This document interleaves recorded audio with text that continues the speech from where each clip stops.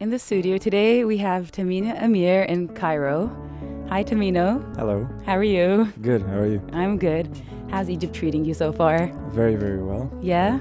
How's your stay at the hotel? It's okay. That's great. Have you been to Egypt before? Yeah, a couple of times. To the Red Sea, I've been a couple of times, and in Dahab mainly, and Cairo a couple of times. And yeah, we lived here when I was very young, but I don't remember. When did you leave? Do you know? Well, my parents, they split up when I was like 3 years old, so from there on I grew up in Belgium. So I'm assuming you speak really good French. Really good Dutch. Dutch, oh yeah. We learned French in school because I'm on the Flemish side, but we learned French in school, but I've got to practice. I understand it very well though. That's really good. Have you played in Egypt before? No, it's gonna be my very first time playing here. Are you excited? Yes, very. Yeah. Do you have any expectations of like what's gonna happen tonight? I don't know. It's gonna be a surprise anyway, I think. But what I have noticed that the more southern you go in the warmer climates, people they are not afraid to show their passion, and they're not ashamed to express themselves in a passionate way. And during the concerts, that leads to a big ball of energy. And, it's really cool. Yeah. What's the craziest thing that ever happened at a gig before? I don't know.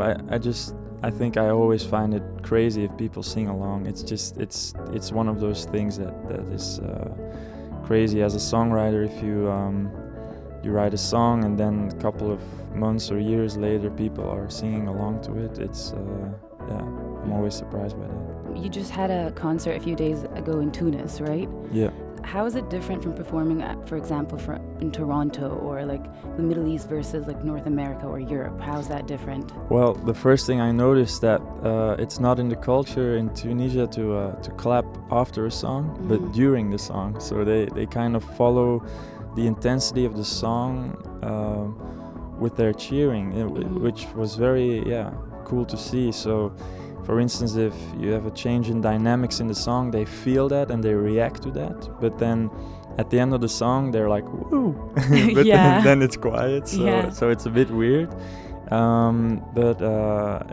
Really cool. And I don't know, it's really, that's the main difference, I would say, but all the other things are just the same. It's just you're playing for a bunch of people, you're bringing them together, and there's a connection and great energy. Yeah.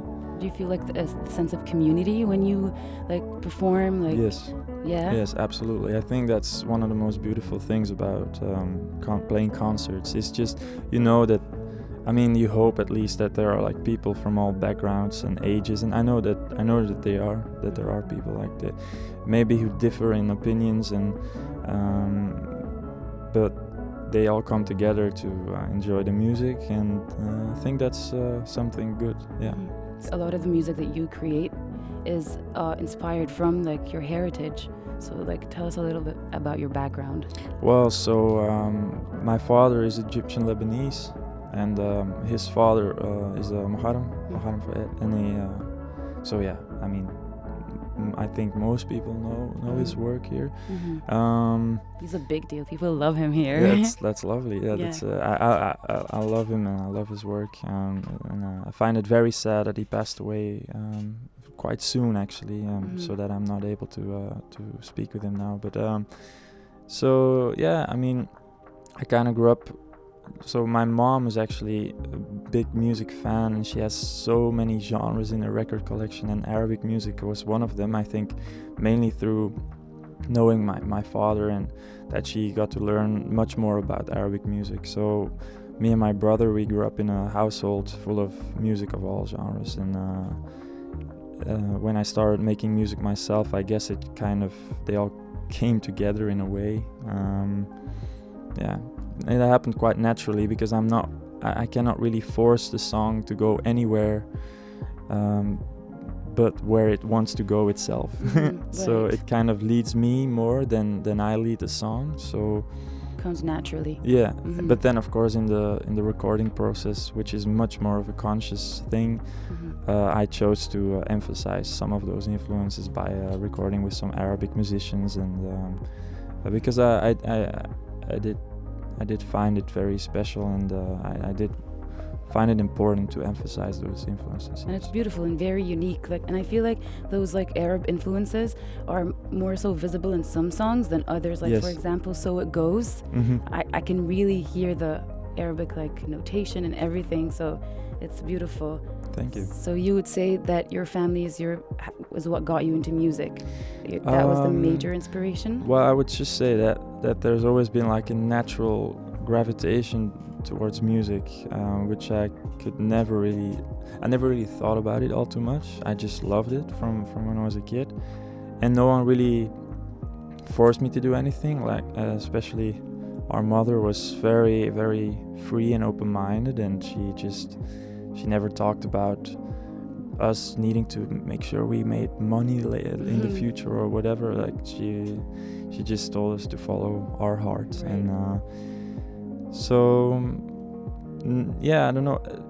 What I would say is maybe I never questioned it when I fell for music, when music kind of came along in my life in a more of a decision-making way, like now I'm gonna really do this. I never really questioned it. It was just, it felt like it was Calling you. supposed to be. Yeah. Right. Yeah. At what age did you write your first song? 14. Yeah. Yeah. And what inspired that? Oh, that was a terrible song. It was for a girl, but yeah, it was yeah. Heartbroken. Yeah. That song needs to be. I've long forgotten it. So Yeah. yeah. Do you remember its name? Yeah, but I'm not Not even gonna- gonna say the name. It's like It's all good. we don't talk of that song. Oh, does she know that she has a song written about her? Yeah. She did. Yeah, it didn't work. So there was no other option. I but bet to she's write really better regretting songs. it right now. I'm not. I don't know. Who are some of the musicians that you like love or look up to? Oh, so many. So many. Where to start? I would maybe start with the beginning, which was when I was like 8. I remember my mom played John Lennon's Imagine. That was the very first time I asked her, like, who is this? Because before that I always loved music, but I never really asked her about anything. I was just singing along to whatever she was playing. But then I really wanted to know everything about John Lennon. I wanted to know his history, what he dressed like. Right. Pretty cool. He dressed pretty cool. He was the coolest. So yeah, and then from there on, so many artists. So I was just lucky to have this record collection of my mom just lying there. But then a few years later, I would say I kind of discovered the bands, a lot of bands from the 90s myself, which she didn't really listen to, and those I really loved. And then a few years later, I really dug into Arabic music myself, so or also more contemporary artists, Anwar Brahim or Rabi Abu Khalil. Yes. I really love him, and some others as well. I mean, there's this Iraqi guy, he's stationed in England. I think he's based in England. He's called Kiam Alami. He's really cool as well. A lot of oud players I really check at the moment. So I don't know, just just many different artists. With these like Arab musicians that you're just mentioned their names, like how did you learn about them? Because like you didn't grow up in the Middle East, so No. like did you do your research? Like did you ask around? Like like how did it happen? Like mostly like talking to people, or like just asking your family about like the history of, you know, Arabic music and whatnot? Well, yeah, talking to people, asking around, but also, of course, the internet, which is it has been very useful for my research. But Yeah, just talking, some suggestions from people. Yeah. Right. Your album Amir is self-titled, obviously. Why is that? Well, so I couldn't pick Tamino because I released like an EP 2 years ago, 2 years before that, in the Benelux, which was called Tamino. And Amir was it's my second first name, and it means prince, like people here know. So for me it felt like the right title because a prince doesn't choose to be a prince; he's born like that. Right. And, I'm not comparing myself to a prince, but I am a musician. Like, and I really feel that sense of purpose from very deep within me, and of course it is a choice. It's not like I didn't have a choice in the matter, but at the same time I do feel like if I didn't follow music, if I didn't follow its call, then I don't know if it would have gone very well with me, to be honest. Yeah. How would you you describe your sound? Like, I bet you hear a lot of people like describing your sound or how a song makes them feel. But how would you personally describe your sound? Because like people usually like say Tamino falls under the category like genre of alternative indie rock. How would you describe your sound if you didn't have to use alternative and indie rock? I don't know. Just songs from the heart. Just I don't know what I would. Just moody, moody music, but not all the time. But people, I don't know. I don't really care. Like, people can just use whatever, whatever they wanna, whatever word they wanna use. Right. I'm okay with being in the indie rock alternative category if that makes it easier for people to understand where it belongs. I've realized that, like, I have never had that necessity to categorize any music, because I think mainly because of growing up with so many different genres at the same time that it was just all music to me. But I do realize the importance of categorizing sometimes, especially when you introduce someone new and when you want to explain what kind of music it is. Right. What is the most beautiful thing that anyone has ever said about your music? I can't answer that. You don't have to be humble right now. We want to know. Let me tell you this. Like, there was one thing that happened. It was not what someone said, but it was just. So I played a concert in Brussels, and there was my mom was in the audience, and she was standing next to like a mom and her kid, and the kid was autistic, and and she cried at the end of Habibi, and my mom got to talk with her mom, and she told her that never happened before, ever. Oh, wow. In her life, never. Wow. Like, she never responded to anything in that way. Right. Like, she was touched, she was moved. Right. So that was like something that I found extraordinary. Extraordinary story. It was such a rewarding feeling. I don't know. Yeah, it was. It just shows what music can do to people. It's unbelievable. It's just that's why I love it so much. So music, obviously the artistic part of music is really like beautiful, but there's a lot of pressures that come with it, like a lot of hard work, and like when a moment like that happens, it feels very rewarding. Do you enjoy this like journey overall? Because like it's very like the pressure can make people very happy, but some people are just not happy. Where do you find yourself in that spectrum? Do you enjoy yourself, and like do you love the process of this whole journey? I do, yeah, I do. But it's mainly, so there are two things that make me love it. and that's the people we get to meet and play music for, and the people I get to travel around with, so my crew and my entourage. They keep me sane. So it's really, because being away from home so much, it takes its toll, definitely. But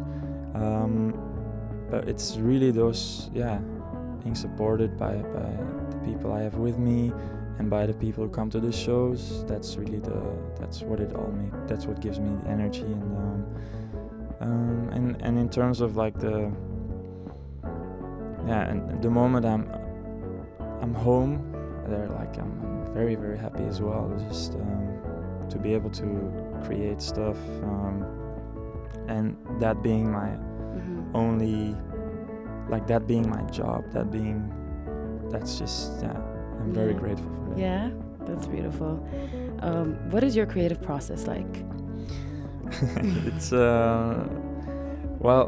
it's very kind of, like I said, like it's the song that leads me somewhere. So it's usually me kind of finding the song in a way. Where do you find it? I don't know. like Leonard Cohen said, if I knew where the good songs came from, I would go there more often. Right. Yeah. But it's like it's crazy. It really feels that way. So I mean, I do know some music theory, but when I'm playing the guitar, I try to forget everything, and it helps by playing in different tunings, because then you really don't know what you're doing. And that way I can sometimes get to certain chord patterns or melodies that I wouldn't normally get to, and then that inspires some lyrics, and then I don't know, it's just one thing touches the other, and it's like a snowball effect. And then of course afterwards I kind of refine things, I polish a bit, and I make sure the lyrics are just right. But that very beginning is something I find the most magical. And who would you want to collaborate with? Do you have a list of all the people that you want to like sing with one day? I don't really know. No? I have dreams maybe, but I feel like jinxing it if I say them. Yeah. So I don't know. I really don't know. So I've had some dream collaborations happening already for me, so I'm not sure. Probably the songs I'm going to write in the future, they will tell me whether they need a collaboration or not. Okay. Very, very well answered. You didn't give me like a straight answer with that one. But you did collaborate with Lana Del Rey, right? Well, we didn't collaborate, but she's very kind to me, and she let me play a support show for her. That was really, really nice. Yes. Yeah. Was it like a pinch me moment for you? Yeah, a bit. Yeah? Yes, because there were so many people. Like she, of course, when she plays for like more than 20,000 people. So, and it was just me on stage. So it was a solo show. So I walked on stage in front of 20,000 people, and I was very nervous, but it went really well, and the crowd was so nice. They were really reacting in a beautiful way, and I got to meet her after the show, and she was just very kind. Yes, very grateful. Yeah, you've been performing for a few years now. Do you still get scared before going on stage? Sometimes, but it's only on very rare occasions. I don't know, like the Lana Del Rey example, that was like, I knew why I was nervous, but sometimes I don't know. Sometimes it's like this, like it can be a small club, you know, and I can be nervous, but I don't know. It really depends. But I don't get nervous too much. No. Okay, you never dealt with performance like anxiety before a show? No, it's like I've always found it very curious, because I was quite shy when I was very young, and maybe I still am, but but then I did theater when I was a kid, and I never feared performing. I never feared performing theater I made up, like a play I made up, or and I never feared the stage. It somehow felt natural to go there. Yeah. Like it was a better way of expressing myself, maybe. Mm-hmm. Do you have a favorite venue to perform in? Do you remember like your favorite concert? You go like, like that venue was everything that day. Well, I don't know. There's like so many beautiful venues all around the world. I really don't know actually. That there's one dream I have actually. There's like the Red Rocks in America somewhere. Mm-hmm. I know it's like a beautiful place to play.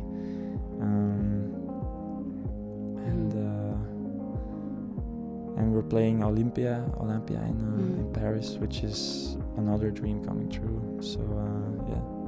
How many instruments do you play?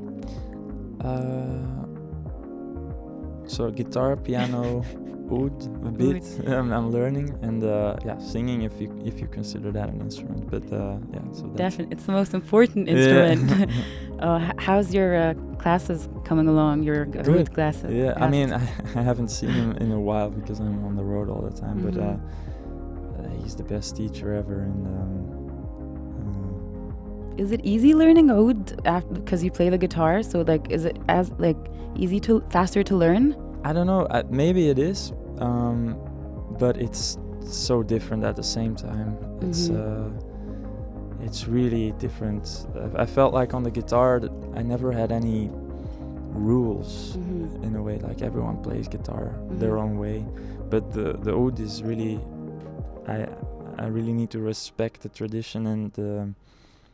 There's a certain way of playing it, and of course I can play it in my own way as well, but first I need to learn the basics really well, and that's something I respect, and also you just hear it, like to get the certain sound you need to you need to respect that. So, Do you feel like one day maybe you're gonna perform live with oud? Oh, that would be lovely. Yes. What does this regional tour mean to you? It means a lot to me. Yeah. Yes.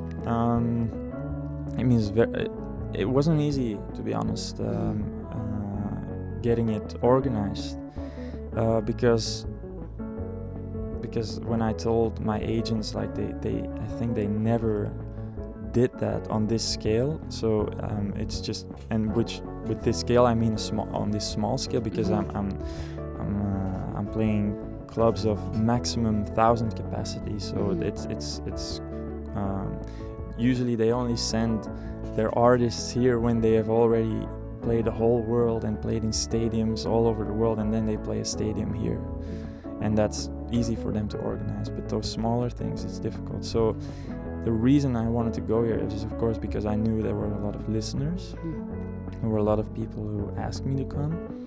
And of course, Egypt is the country of my father, and it means a lot to me. And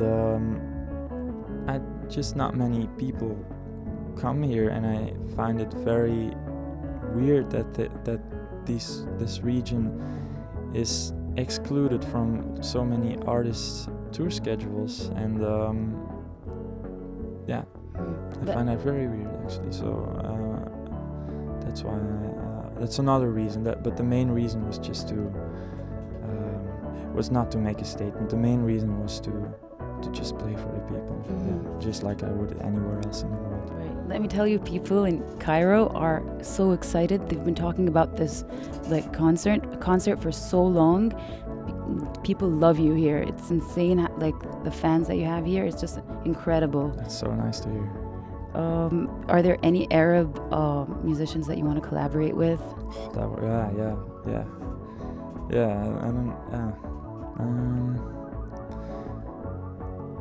I think he's from Algeria, if I'm not mistaken. I'm sorry if I am, but he's called Tigran Hamassian.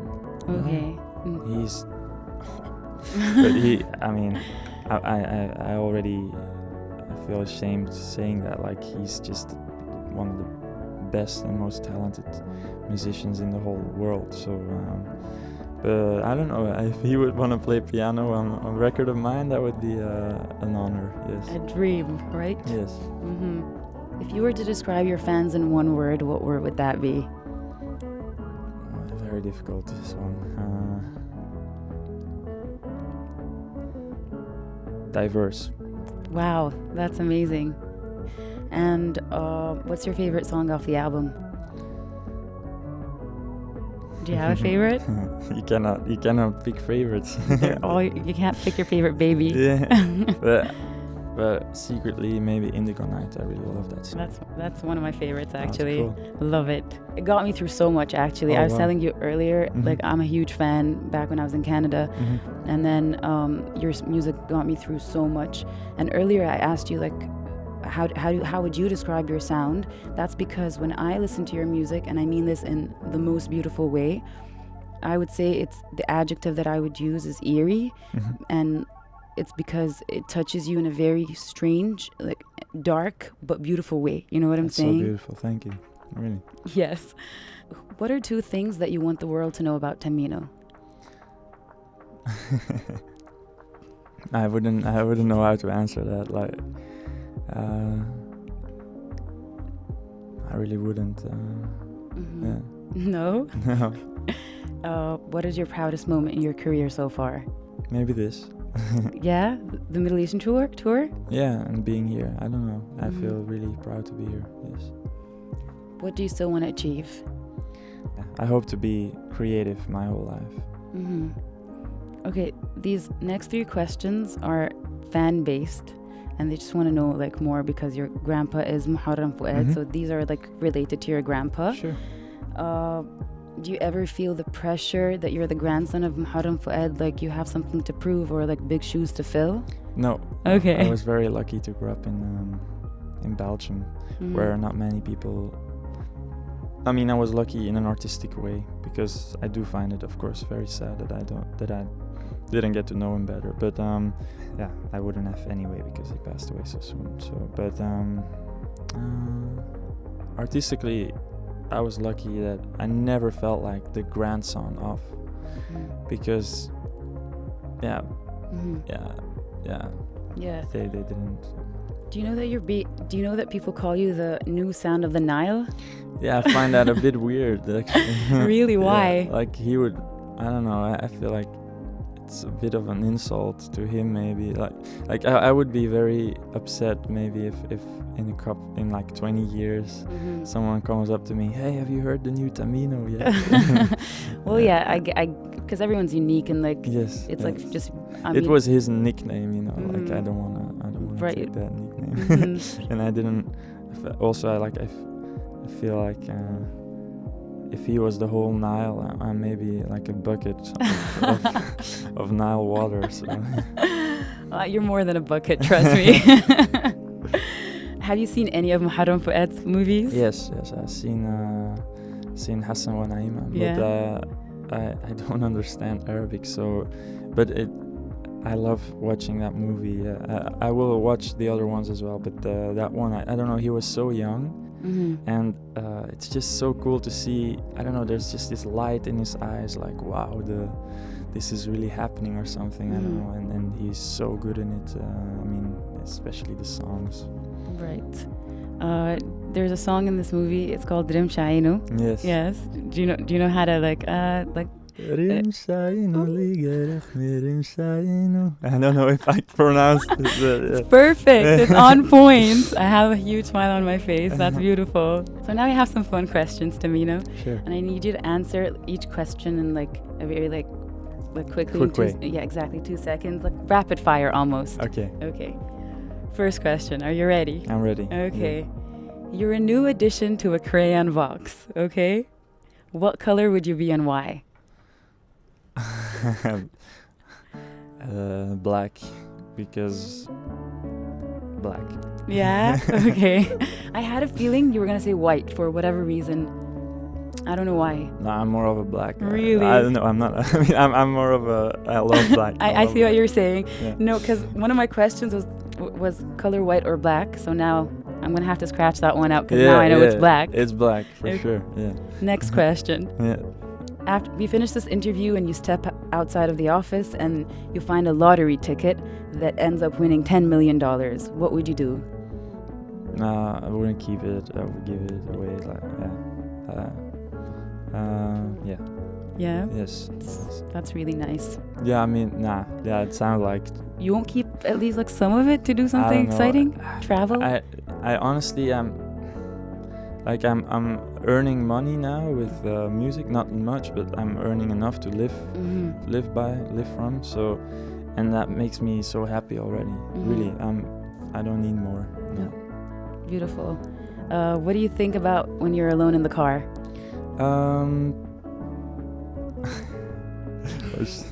Your rapid fire is already. It's not rapid in a fire. It's like the turtle version. I don't know.